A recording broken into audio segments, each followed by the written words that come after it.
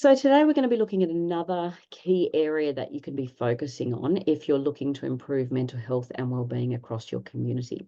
And that is awareness and education. Now, this is a really great place to start when you're looking to improve mental health and wellbeing, because it builds the mental health literacy across your community, and it helps to just develop awareness and give some visibility to the work that you're doing.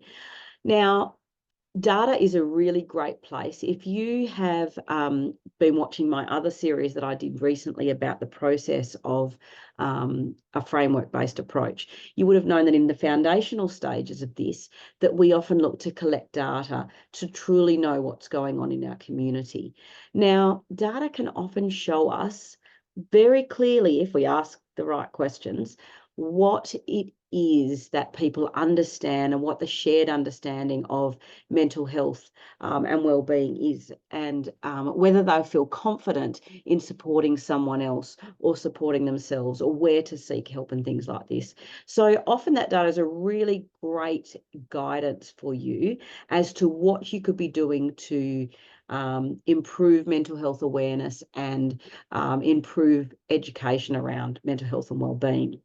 Now, the thing is, you don't have to be the expert. As I've said before in my videos, it's about being passionate to see change happen. You do not need to be the expert, because there are experts out there that you can tap into. And one thing when looking at a mental health awareness and education campaign is that there are a lot of pre-made campaigns that you can access.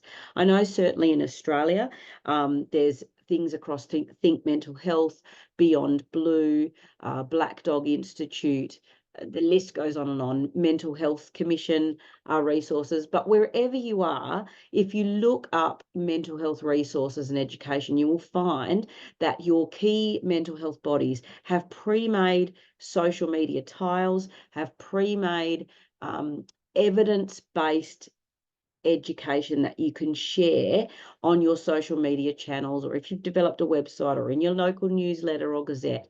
So no matter what level you're at in terms of doing this, there's lots to be gained. So that's a really great place to start if you want to start developing a campaign. And it can be as simple as developing a plan, a 12-month plan, a 3-month plan, a 6-month plan, about different things that you can focus on to increase education and awareness.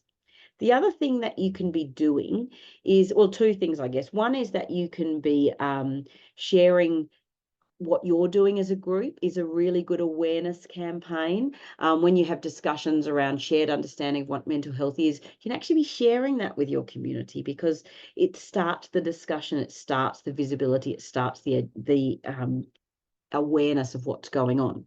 But another thing you can be doing in this space is considering running some courses that around education. Now, the stickler about this one is that you generally need some form of funding, which comes later on. But if you've got little bits of funding, you can use it. But as you get funding, you can really be looking at, and as you get grants as funding, you can really be looking at running quite cost effectively some sessions around mental health first aid. There's conversations about suicide and different programs that allow people to feel more confident in having conversations with someone who is struggling.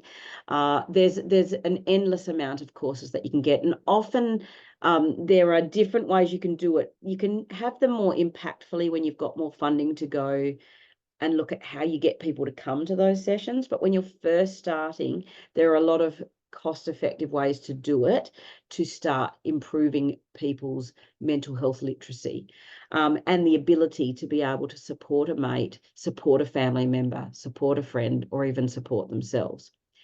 There is heaps that you can do in this space, and it's a really proactive thing that you can have as a priority in your wellbeing plans and as a focus area.